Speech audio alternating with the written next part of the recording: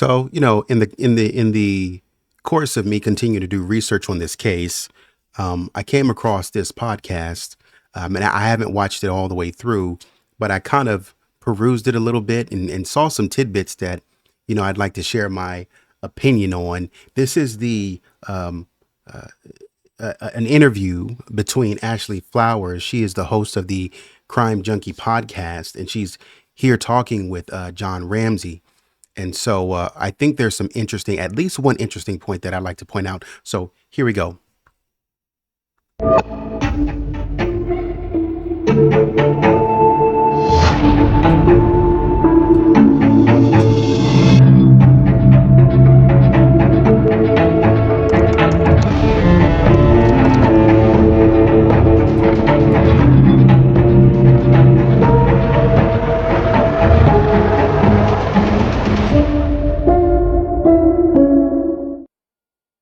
To start, I feel like there is this perception that when you do kind of interviews that they're very orchestrated, or there's this party line and they're like, oh, John's so composed, or it's John's tales. And we reached out to you. There is no off the record on it, like you told me.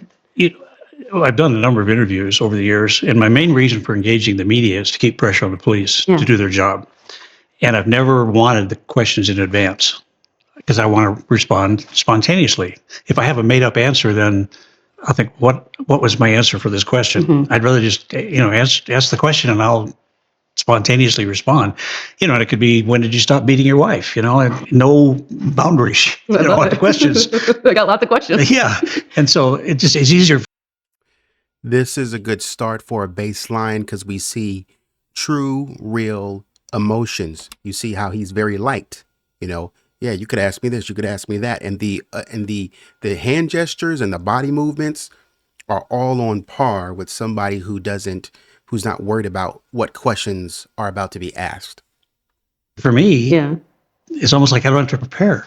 Ideal. Well, I did prepare for the both of us. Thank you. Okay, good. JonBenet, she would be, we were talking about this earlier too, like she would be almost my age right now. Yes, I realize that. And what is that like? Like, what is she, when you picture her, she's stuck at 6, I would imagine. Oh, absolutely. She's still my little girl. And I can't imagine what she would be like as an adult. Do you feel like you're ever stuck in 1996? No. I've learned two things. One, life's not easy all the time, and life's not always fair. And it's like, okay, those are the game rules. Let's keep at it. And one of the things I've noticed with families that have lost a child, and I've looked at this in some detail, I don't know what the percentage is. It's a majority percentage end up in a divorce. Mm-hmm. And for Patsy and I, we fortunately, what really got us up off the floor was a realization we have 3 other children now that need us desperately to be strong. They're hurt. They're crushed. They've lost. At their age, they shouldn't have to deal with the loss and death of a family member. Do you feel like you're still in shock? Or do you feel like you don't get over the murder, the loss of a child. You move beyond it. Did you ever give yourself time to have a pity party? Because if anyone deserves a pity party. You do, once in a while, yeah. Well, what was interesting was sometimes I'd be down, Patsy be up, and we sort of could offset each other. We'll get into, I think, why they kind of looked at you guys as a whole. But even in looking at the family, I do feel like, at least initially, Patsy bore the brunt of that. She did. And for a long time, I even watched something they did on Netflix a while ago called The Casting JonBenet. And there's a line in there where the guy was like, oh, I bet she was probably a... I don't have any commentary thus far, but I do want to say, so far, I like the setup. I like how Ashley is working very slowly, not alarming, just leading into sort of disarming the interviewee, as I should say. Very calm, cool, collected, because we're going to get to some stuff. So. Horrible of a mother. No, she was a wonderful mother, amazing mother. Why do you think they latched onto her so much? When I know that there was, if people want to have questions about what happened in the home, why is it her that everyone became fixated on? Patsy was a very strong woman. Maybe didn't come across so good on television, I was told by people. But she was a wonderful mother. She was a wonderful stepmother. And I never heard her say anything negative about anybody. She's just a good person. And so for her to take the brunt of that assault is just so unfair. when we lost JonBenet, she got very focused on Burke. I mean, that was our goal, was try to give him as normal a childhood as we could possibly give him amidst all this chaos that was going around us. We were afraid. Somebody had attacked our family. We don't know. She got very focused on Burke. I mean, that was our goal, was try to give him she got very I think he almost lost it right there. Because he went like that, so he's kind of got labored a little bit there. So see some raw emotions coming out from right there, and then he kind of got a hold of himself. Then he did something else. focused on Burke. I mean, that was our goal, was try to give him as normal a childhood as we could possibly give him amidst all this chaos that was going around us. That second one, chaos, starting to stumble now, and bringing those lips back in. This looks a little sorrowful right here. His eyes. Now we kind of look, and so there's kind of looks like a little bit of a pullback in terms of trying to regain composure that he almost lost in terms of talking about the loss of his daughter. We were afraid. Somebody had attacked our family. We don't know who it was. And we were frightened, quite frankly. And one of the challenges was we wanted to keep Burke out of video and pictures so that people would know what he looked like. And so how do we get him from, we were living with friends when we were in Boulder, how do we get him to school without being photographed? And it became a project. In a way, it was diversion from grieving. We would send out a decoy car. Burke would be in another car on the floor in the back seat. Just to go to school? Yeah, to go to school. And we'd get him to school unphotographed because we wanted to protect him. What were the kids at school like to him? Well, the kids are wonderful. And Really? Oh, yeah. And I feel like that's the first time I've ever heard that. Normally school age kids are awful. well, Just a second ago, well, no, I say this. His voice kind of came down when he started talking about this whole JonBenet thing. His voice kind of went to a lower level. As he started up here, yeah, man, we have this, that, and the third, blah, blah, blah. But then, well, you know, this. I say that, I mean, from my perspective, they seemed like they really were great. Did you guys have any moments with him where you're asking, I think about like kids, like what are the things that the parents don't know? Like what's happening? No. You know your children. Well, and I'm not necessarily talking about like him doing something, but Yeah. I'm saying like, you know, they hang out together. They have the same group of friends. Like, was there someone that maybe she didn't tell mom and dad about, but she's going to tell her brother about, or her brother? Like, did you guys Yeah. have any of those like moments with Burke to be like help us figure this out?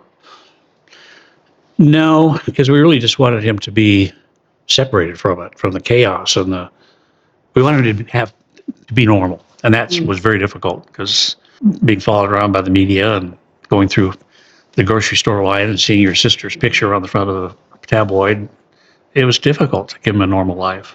Do you think he might still know something that he like doesn't even know he knows? No. Burke's a very solid person, despite all. And went to college, graduated, had a good job ever since. Well thought of by his employers and very, very disciplined. Buys used cars and, he's a good adult and he was a good son. If he knew anything, it would not be something he would thought Is important. That's what I'm saying. Like, I wonder if there's something. This is the part that I saw. He was a good son. Well, he's still your son. What do you mean he was? Like, he's still alive. You can't say he was a good son. I don't understand. Like, you could argue, oh, well, he meant little son. No, but he's still your son. The word would have been he's still a good child, or he was a good child. He was a good son growing up. He was a good kid is what I'm looking for. He was a good kid growing up, but he didn't say that. He said he was a good son. I, at this stage of the investigation, am questioning the relationship. I'm trying to find interviews that he and Burke have done together. I would think that there would be interviews that he and Burke would do together, jointly. instead of separately. They always do interviews separately. So I'm on the hunt, if you know of any, I'm on the hunt for interviews that John and Burke have done together. But as it stands, they continue to do interviews separately on the big stage. As some have mentioned, he did not, Burke did not take, he did not take a part in the Cold Case Netflix documentary. Some might see that as funny, suspicious, but I think at the end of it, and you know, I kind of watched it in its entirety. I mean, I didn't have too much of a problem with it, just in terms of it didn't seem to be just overly egregious. I did disagree with it in some points, but I thought it gave somewhat of a little bit of an overview, at least to me, of the case and stuff like that, and definitely gave me some pointers to kind of look at certain things. But when he's talking about Burke, he describes Burke as sort of like this resume. You know, his employers love him. He buys used cars. It's almost like he's describing this kind of investment that he's interested in, this stock that he's interested in investing in. Well, it's a good stock. It's a good buy. You know, the company's good. His solid fundamentals and his solid financials and good earnings per share and things like that. That's what it sounds like. But it's just like it lacks this intimacy of, well, that's my kid. You know, he's a good kid. He's always been a good kid. He's always been this from the beginning. He's a very creative individual, very outside of the box, very logical, very methodical. You know, Burke's always been like that ever since. You would see Burke playing over here at the park. You would see this, you would see that. But John doesn't give that example when he's talking about Burke. He's off-putting what other people might say about Burke. But that's not how you're supposed to describe your son. You're supposed to say, yeah, that's my kid. He's an awesome kid. He's this, that, and the third, in terms of our relationship, not what other people think. So that's kind of interesting to me. And they're like, even, so I know in the Dr. Phil, one of the things that came out was the idea that you used a flashlight to put him to sleep and that he came back down to play with a toy. Like when he's down and people are sleeping, has he ever talked, like, did he get the sense that someone else was in the home? Did he hear anything? I don't know how long was he up? So now John's eyes have shifted to me.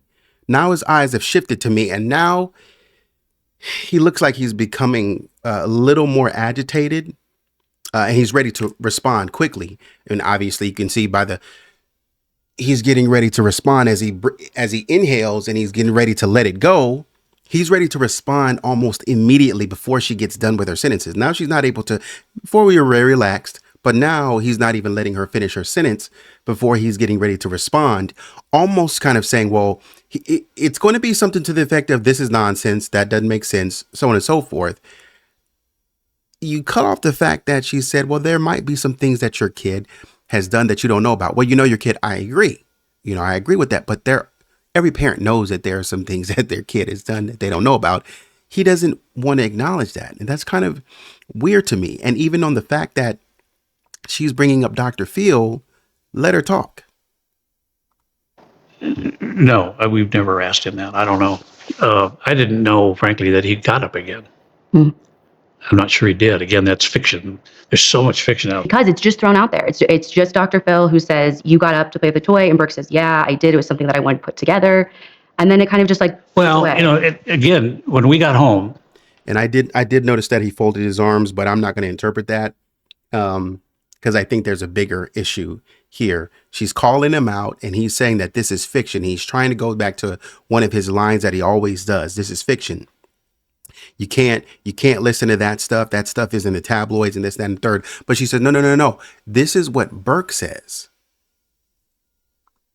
JonBenet fallen asleep. I know you and Burke came. I put her to bed. Burke and I sat down and tried to put together one of his little toys for a little while, just because he wanted to. And then he went off to Dr. Phil, who says, you got up to play with the toy, and Burke says, yeah, I did. It was something that I wanted to put together. And then it kind of just like, well, you know, again, when we got home, JonBenet had fallen asleep. But I know you and Burke came. I put her to bed. Burke and I sat down and tried to put together one of his little toys for a little while, just because he wanted to. And then he went off to bed. But you're saying like that whatever Dr. Phil said and Burke said on the show, he didn't come back down? I didn't know that he came back down if he did. Does He stuff may like have- that make you want to be like, oh my gosh, maybe there's something he knows? Burke would have said something if something was weird, but Okay. he may have misunderstood the question Sure. too. That, Do you think Burke regrets doing it? well, probably. But the things that were interpreted by At some point in time, you got to stop protecting Burke. You got to let him speak for himself. And you got to stop letting him off the hook. He said what he said. That's it. He said what he said. He's a grown man. He's old enough. He said what he said. When he did the Dr. Phil interview, he's gone to college. He's got a good job. He's got a good head on his shoulders, as you tell us. He's smart. He makes great investments. He invests in used cars. He doesn't buy a new car to make a bad investment. He invests in in used cars in order to kind of build them up and kind of keep his money and stuff like that. But then at the same time, too, now you're telling us that he's not, and he's sued several people for defamation. So he knows how to take counsel. But now you're starting to tell us that Burke may regret doing the Dr. Phil interview because he's getting tripped up by a simple question, such as, did you go back down the stairs after you went to bed? Like that's basic. If I ask you right now, hey, you were in bed at 10 p.m. It's 11 p.m. What are you doing downstairs peeking in the refrigerator? You've been caught because you told me that you were upstairs in bed and it's 11 p.m. You said you were in bed at 10. That means you got up and came back downstairs. But also too, this is, and I'll say this and move on. Some of the things that are being said, I have not reviewed everything about this case, but I am happy to know, and I'm still trying, but I am happy to know that what he's saying here about about assembling the train prior to bed was part of my theory. And I haven't watched this. I am very pleasantly, it was just a theory, so I couldn't confirm it, but I am very happy that now I can confirm it based off of what he says. He is saying that after they came home, JonBenet was supposedly put to sleep, as they told us. But I theorized in my head before even watching this stuff, before even knowing this or confirming this, I theorized that, well, they probably, it's Christmas, and as many of you probably have as well. It's Christmas night. Maybe JonBenet sleep, but Burke wants to stay awake. Burke doesn't want to go to bed. Burke is high energy. We can tell that from the cameras and his interviews and stuff like that. He's high energy. He's hyper focused on things. He wants to get up and he wants, Dad, can you help me? You've been gone all day. You went to put the presents and check on the plane in the middle of the day. Can we work on my train? And so John obviously would oblige. Absolutely. They didn't turn their kids down for anything. Why would they? They're wealthy. Patsy and John didn't turn their kids down for anything. And so that's what John is explaining to us here. I believe he is explaining to us like, hey, my son wanted this, whatever my son wants, he gets. And so they agreed to work on the train, but we don't know how long they worked on it before Burke was told to go upstairs and go to bed. But what's interesting though is, and I was reading the police report. We're going to go over the police reports. I was reading the police report from Officer French, and he was saying that John was saying that they got home at about 10 o'clock or 2200 hours, and they were in bed about 2230 hours. I'm not an expert at military time, so correct me. But I believe that that's 10 o'clock, 10 p.m. and 10:30 p.m. Right? Because if you say 22, you have 24 hours in a day, right? And then you take 2 hours before the 24 hours. 24 hours is going to be the midnight. And so 23 would be 11 p.m. And so 10 would be 22. That's my reasoning, right? So we got 10 o'clock that you said you went upstairs and took a melatonin.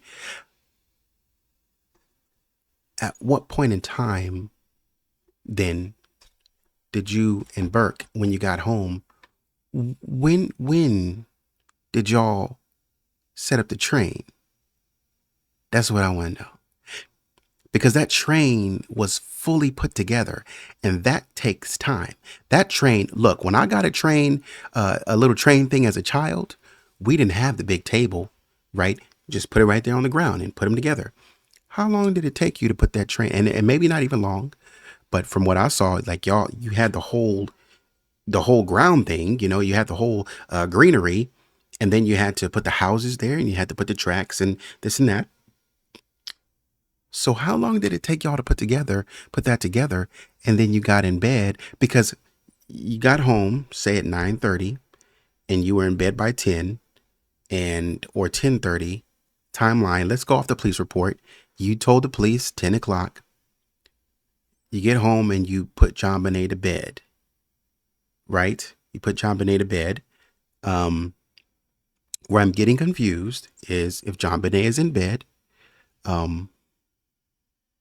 you read her a story. If I am understanding correctly, when he says bed, he means I put her down in bed.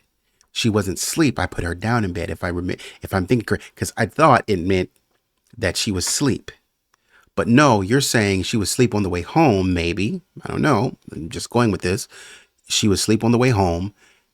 She probably woke up when you picked her up and took her upstairs, and you put her in bed. She said, "Daddy, can you read me a story?" He said, "Absolutely."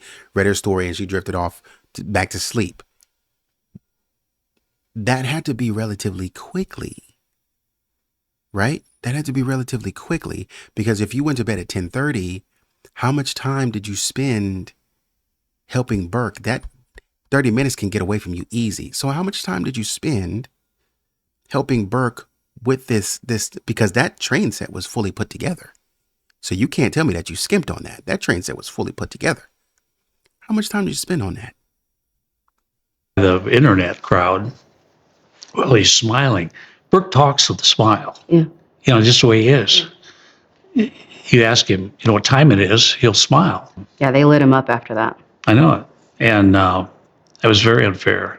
Do you think there's like one thing that those people who will never believe you like hone in on, or like one thing you're like, man, if we would have done this thing differently? Well, I don't know if there's one thing, but we were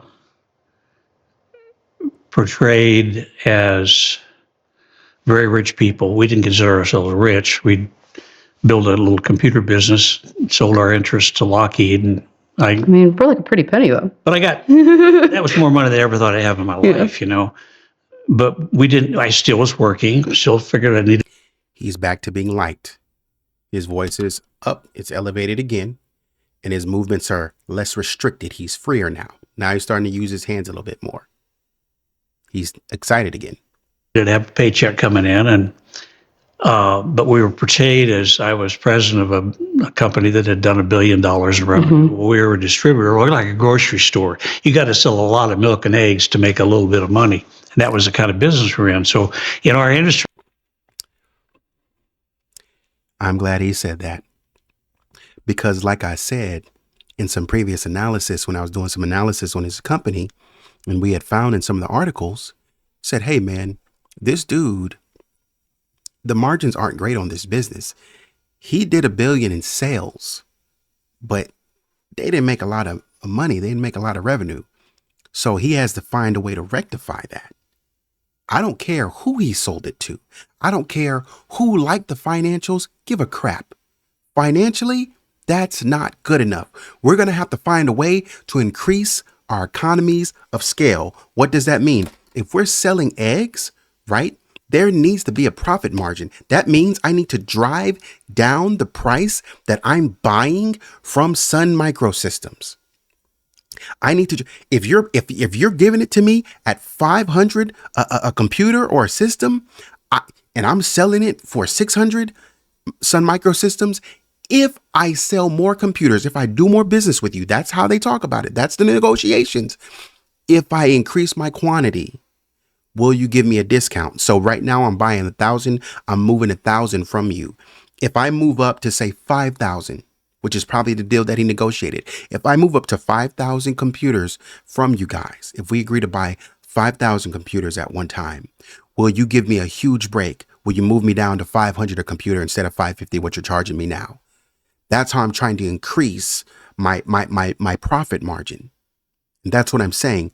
John is here clearly explaining. This is what I thought. John is here clearly explaining we didn't have good profit margins. That's what the news article said. They didn't have good profit margins. So like you said, you have to move a lot of them to make any money. Thank you. That was not a huge business, but that was publicized a few weeks before JonBenet was murdered in the local company that had done $1 billion in revenue. Mhm. Well, we were a distributor. We're like a grocery store. You got to sell a lot of milk and eggs to make a little bit of money. And that was the kind of business we're in. So in our industry, that was not a huge business, but that was publicized a few weeks before JonBenet was murdered in the local paper. Like I said, you're not making a lot of money. $1 billion in sales. That's not $1 billion in profit. That's $1 billion in sales. It looks good on the bottom line when you report a jump in revenues, but an intelligent investor, an intelligent financier would look at the bottom line and say, got $1 billion in sales, but where's all the profit? Paper. But they perceived, therefore, I must be a billionaire. Well, that wasn't true. I was an employee of Lockheed. But people don't like rich people. And we were portrayed as super rich, callous. Everybody knows rich people don't love their children kind of people. I think. I don't know. And then we got into this child beauty thing, which Patsy and JonBenet had fun with it. And Patsy's philosophy with our kids was let them try anything they want to try. Mm-hmm. Patsy, when JonBenet she'd been maybe 4, I guess, was diagnosed, or maybe 3 or 4, diagnosed with ovarian cancer, stage 4, which has about a 5-year life expectancy, and that's it. And Patsy was so distraught, she'd say, God, why did you give me these beautiful children if you're not going to let me be here to raise them? But she was a fighter, and she beat it. She was in remission. For her, it was a huge gift that she could now perhaps look forward to being with her children when they go to college, get married, and have her grandkids. But I think deep down she knew that may not happen. And so she tried to cram a lot of mother-daughter stuff into their lives together. She was a natural. She loved performing. She was a stunner, yeah. Yeah, that's just the way she was. And she'd put on little skits at home and make us interrupt our dinner and watch the skit that she and her friends put on. Yeah. So that was her personality. And they had fun with it, but it wasn't an obsession. Yeah.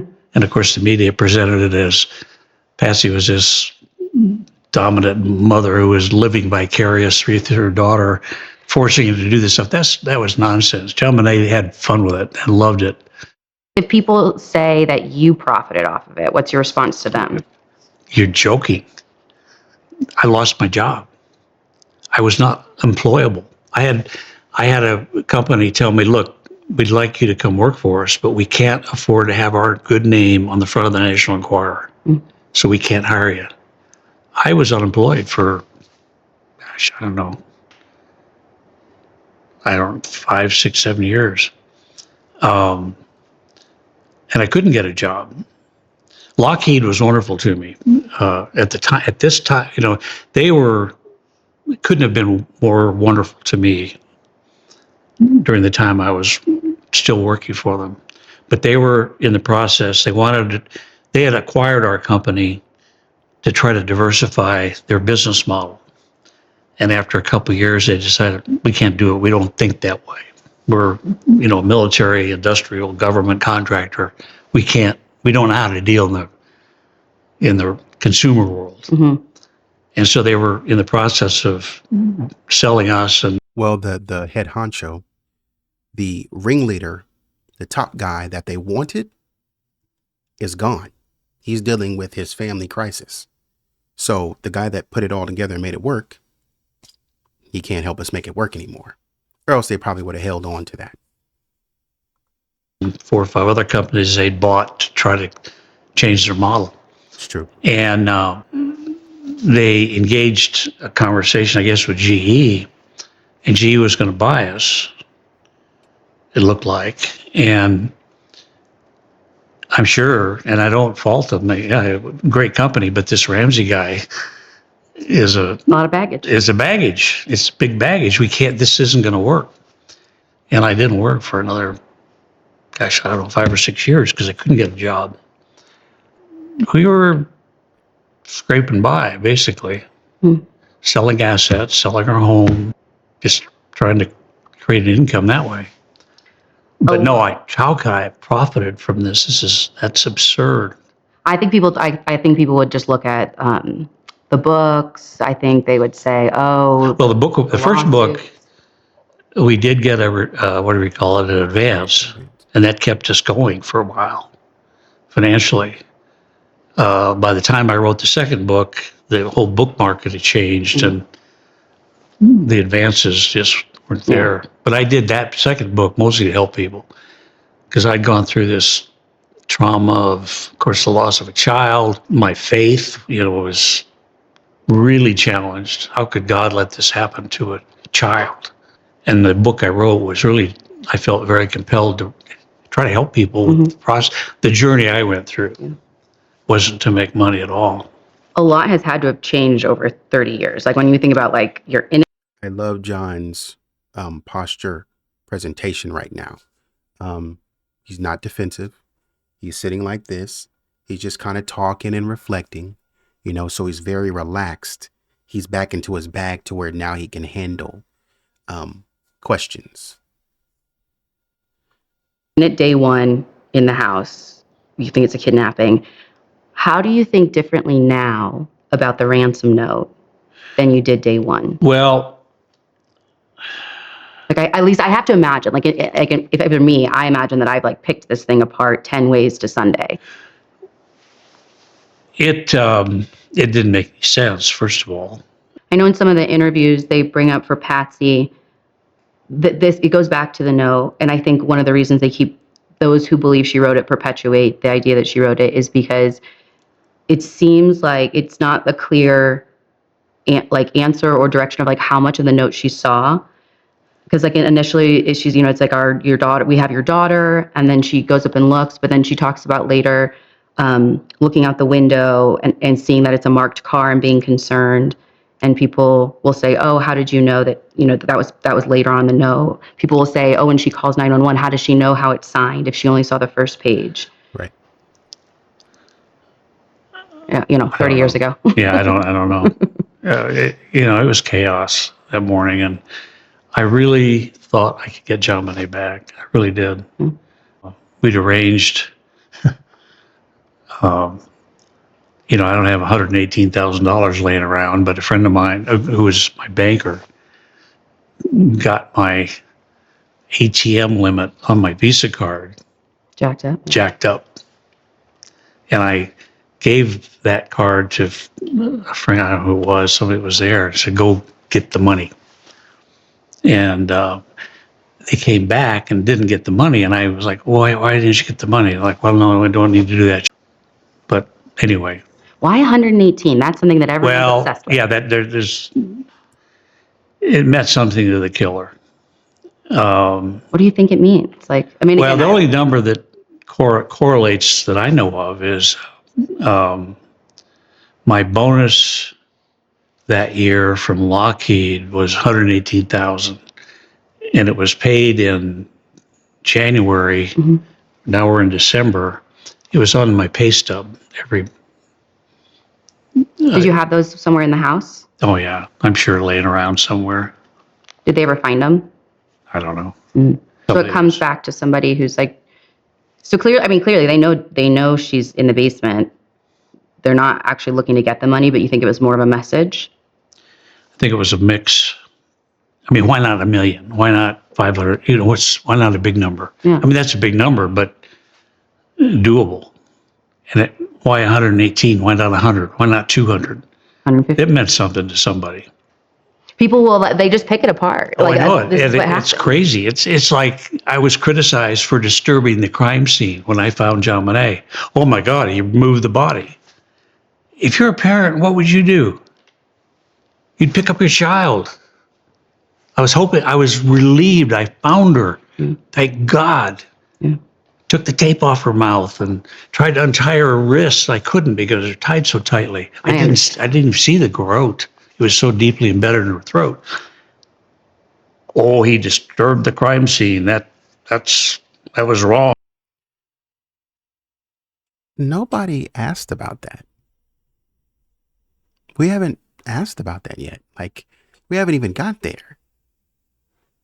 Now he's moved from contemplative to more assertive and disgruntled, if I can put it that way. Now he's a little bit more disgruntled. What? Like, we haven't even got there yet, but now he's getting angry, like he's working himself up to a point to where now if you see his face, now he's mad at somebody. How could they say this or how could they say that? And when we were talking about the depositions, John acted a lot of times as if he didn't know what was going on around him. And clearly we can see a consistency in the fact that John is very aware of what people are doing, who's saying what they're saying. He just doesn't say anything about it. Doesn't play his hand.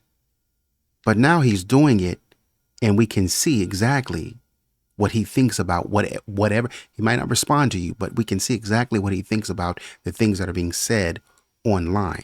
And now he's trying in sort of one fell swoop, because he thinks he has a friend. He thinks he has an ally to sort of dismantle anything, but he's not really dismantling it with any evidence or any proof. He's just more so as they did in the 90s. How could you say this about me? Why would anybody do this to a child, to their own child? You know, I mean, Oh, it's like,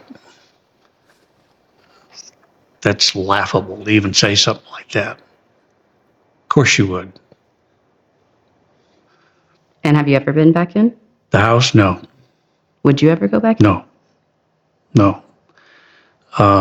We couldn't initially. This wasn't even a friend of ours.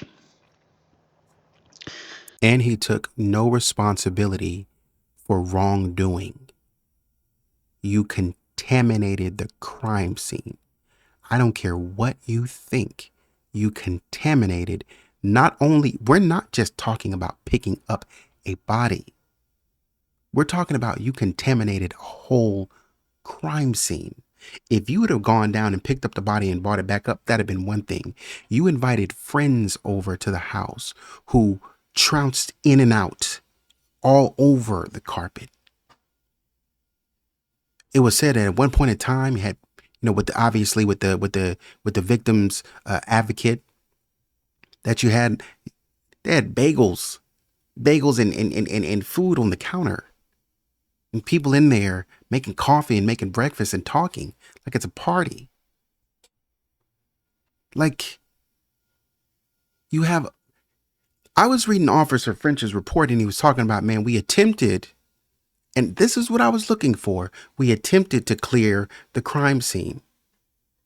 So it's like, why didn't they clear the crime scene? Why didn't they? Because John is acting like they got out immediately. They didn't. They attempted to clear the crime scene, and you guys were in there. The call came in at 5:52. Officer French said I got there about 5:55. And they had already started calling. The friends had started coming over. And from 5:55, when they're calling their other backup in, you've got friends coming over that are with you, I think till like 3 in the afternoon at least. Contaminated. You contaminated the crime scene.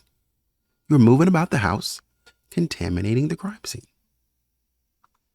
Helped us move, packed up all our stuff, and we moved to Atlanta, which was our home. That's where my family was. That's where Patsy's family was.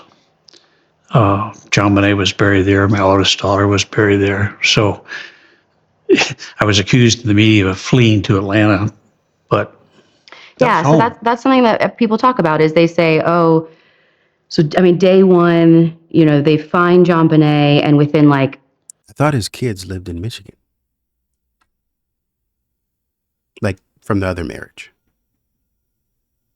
Could be wrong.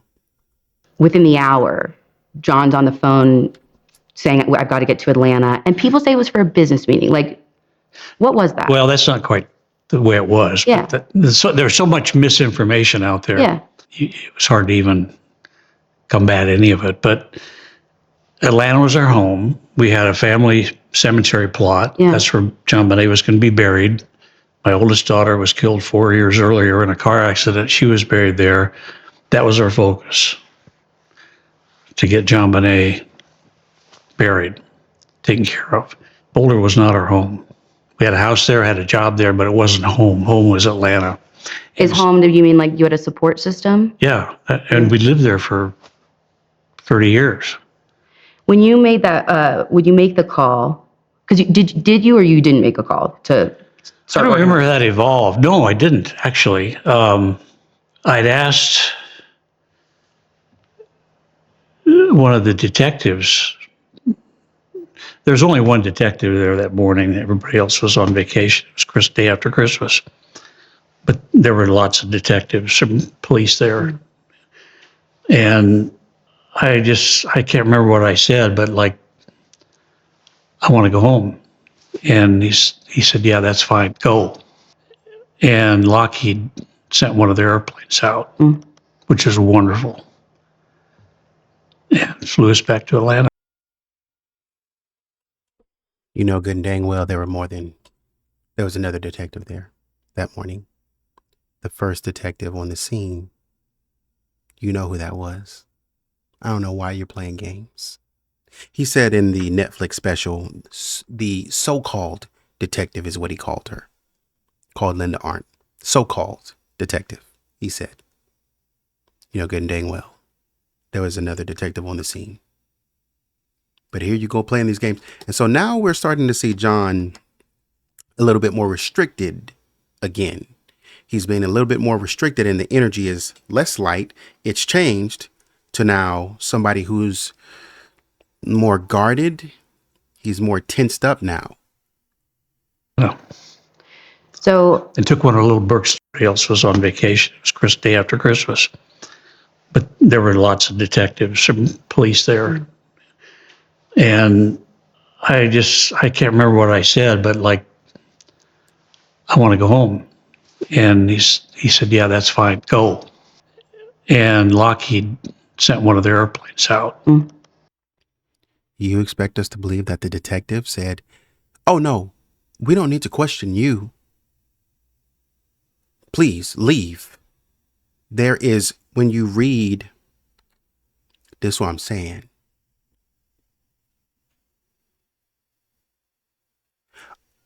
I got dang near call it a lie. I have to.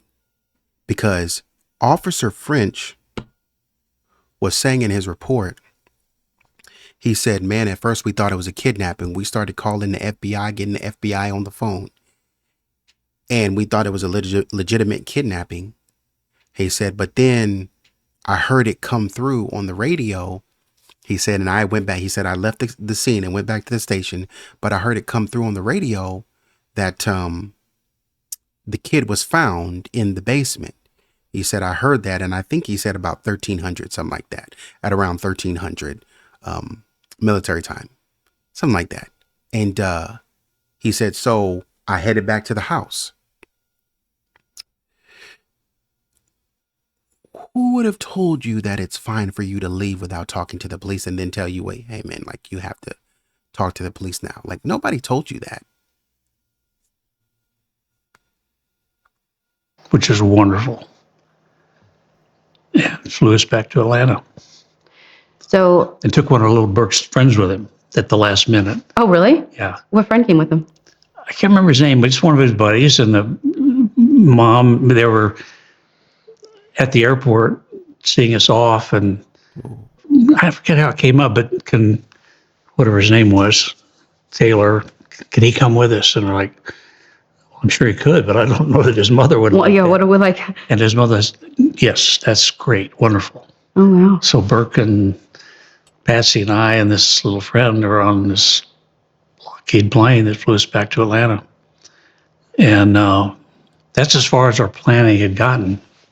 There was no planning. You're in shock. When we left the house that morning after we found JonBenet and never went back in that home, we were staying with friends. Somehow, I'm sorry, that's very minute detail, but somehow I don't believe that. I don't believe that it was never the plan for, if it was the case where, you know, there was no plan for the friend to go, and I was waiting to see what the name of the friend was going to be, but he wavered a little bit. He wavered heavy. What was the name of the friend? I was expecting it to be Doug Stein. That's what I was expecting.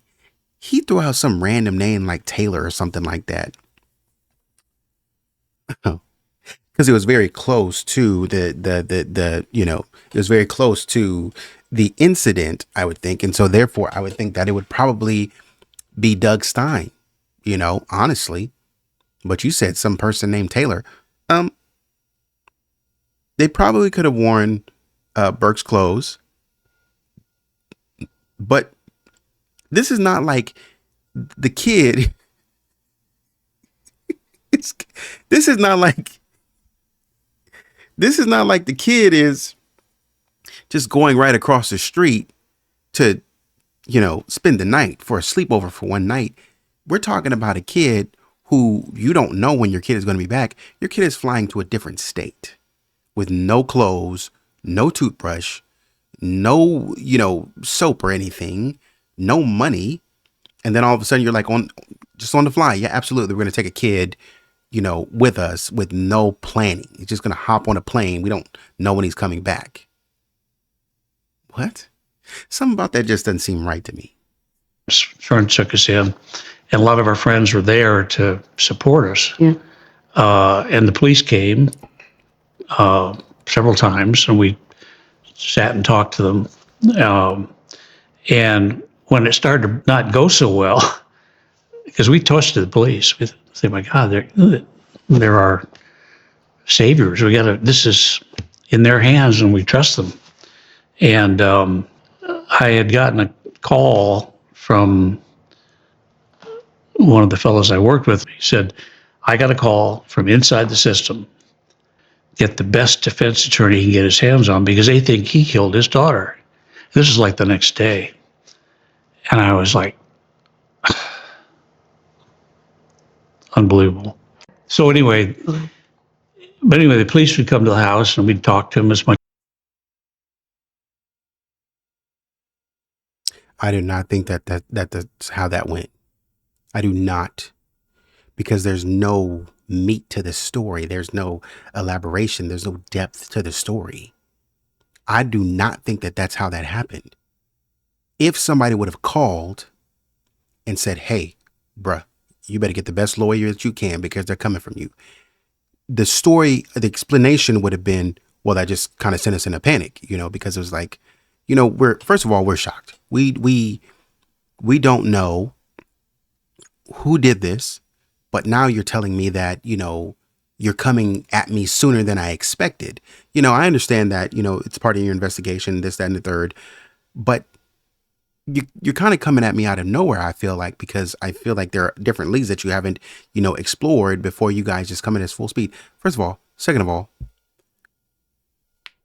the friend said he didn't explain what counts it was for, what somebody might be coming after you for. What would they be coming after you for? He would have had to been clear about that for you guys to lawyer up relatively quickly. You will only lawyer up relatively quickly if there's a without him disclosing what that was, if there was a common understanding of the seriousness at which something was happening. Because as far as you know, you left when they said that you left them with the understanding that this was a kidnapping. But as I said, I believe that you understood that at some point in time before you left, I think you understood that they weren't buying your story of a kidnapping, because they were getting, according to Officer French's report, they were, and I think it may have been Detective Arnott, I think, and Whitson's report. they started, like I said, with the idea that it was a kidnapping, but then somewhere shifted to a homicide. And I think that, John was probably privy to that information. He had got calling around, calling people. He had gotten privy to that information. And they said, we need to get out of here, get away from the city, to collect our minds and kind of not put ourselves in harm's way, because what detective would tell you to leave when they know they got to question you? But now somebody's saying, hey, you might be in the line of sight, maybe lawyer up. That story would have come about and said, hey, these guys were coming at me, and so I had to lawyer up, and it would have been a big elaborate story. But instead, the story that he tells just kind of tapers off, and yeah. So anyways, what? It's not a real story. Much as they wanted, they'd ask questions, and we did the best to answer them. And then they said, one of our friends that was there, bringing food and help, comforting stuff, was a former attorney with the district attorney's office. And he was kind of observing things, That's Mike? Mike, yeah. And the police were saying, well, we need you to come down to the station. Please come here.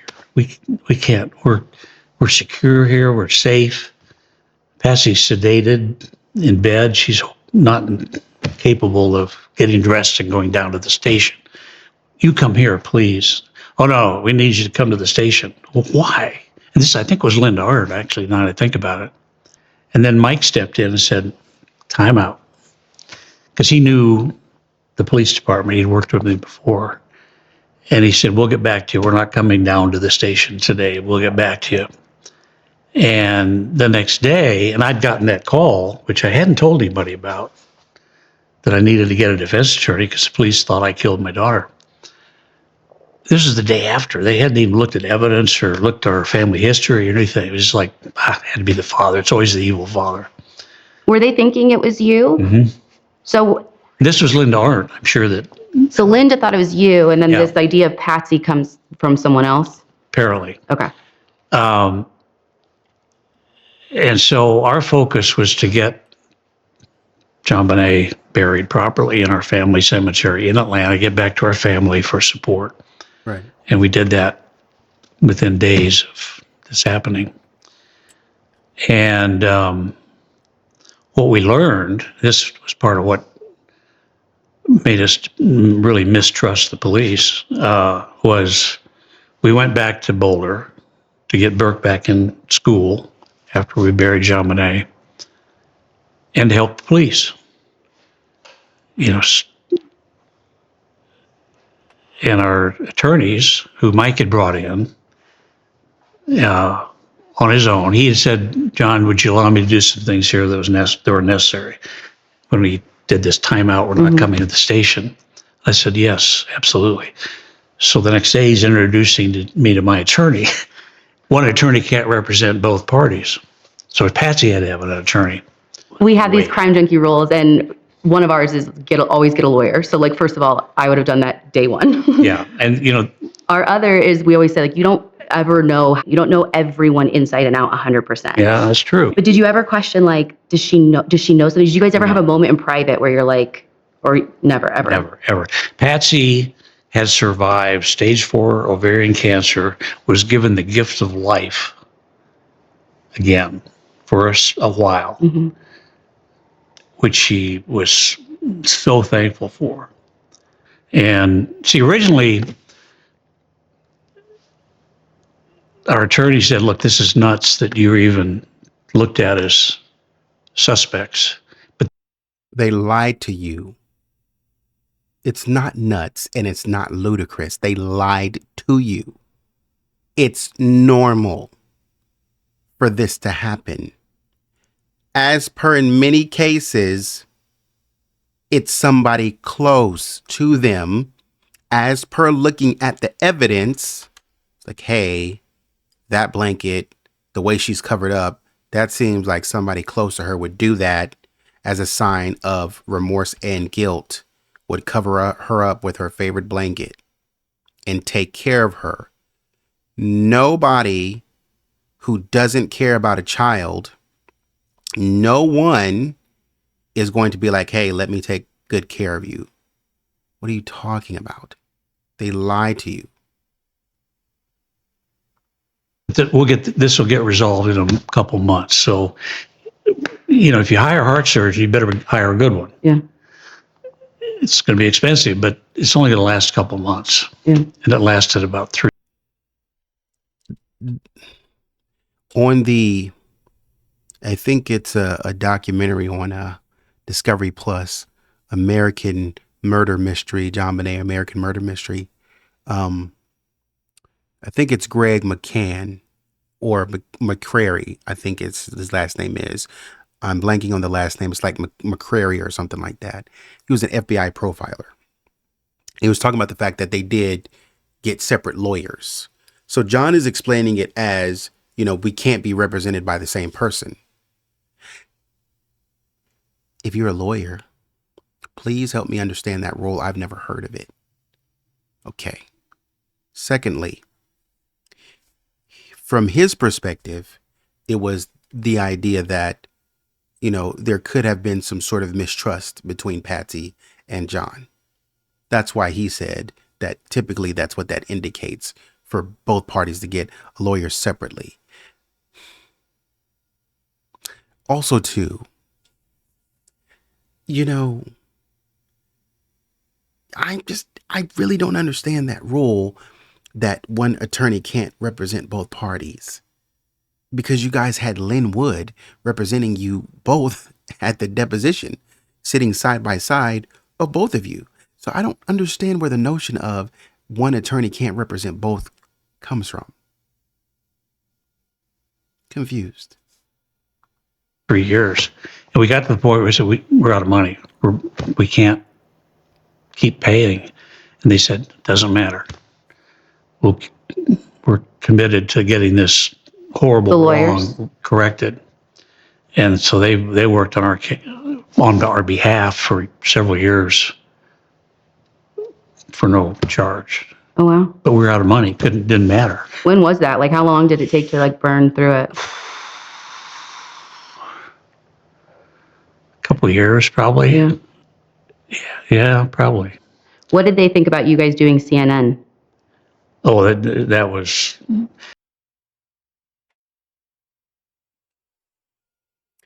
going to stop it right here.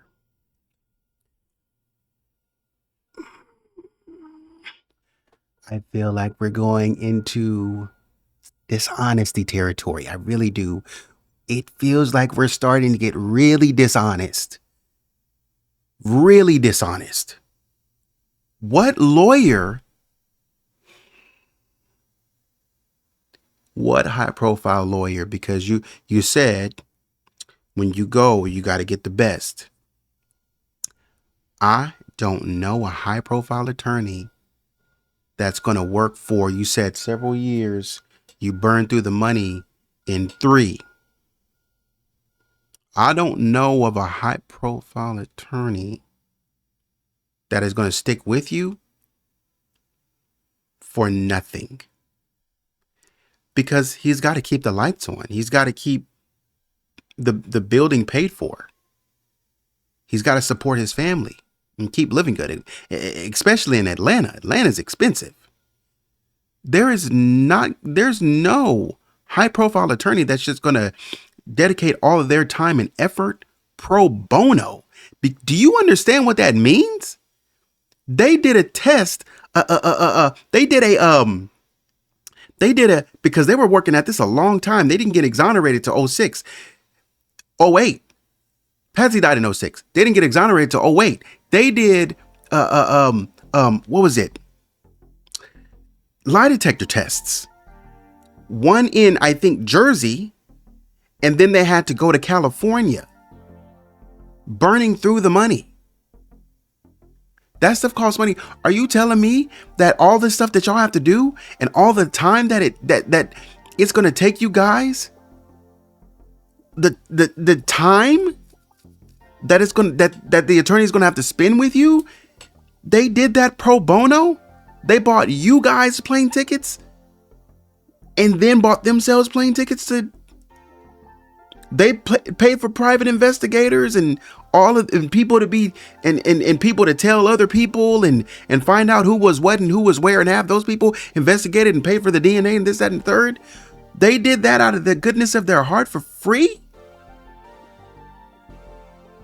No. That is why the lawsuits came. And that is why the lawsuits were the amount that they were.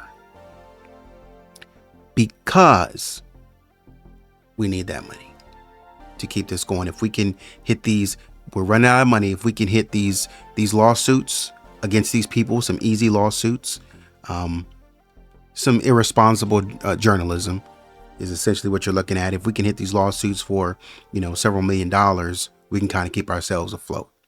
So you target people that are pretty easy, it's a civil suit, so it's not going to take much. So you target people that are pretty easy. You can kind of go from there. I'm going to stop it and I'm going to come back to this analysis, but let me know what you think in the comments. Where are you at on this? Right? So give me your thoughts. Once again, thanks for watching. Like, comment, subscribe, share. Until next time, take it easy.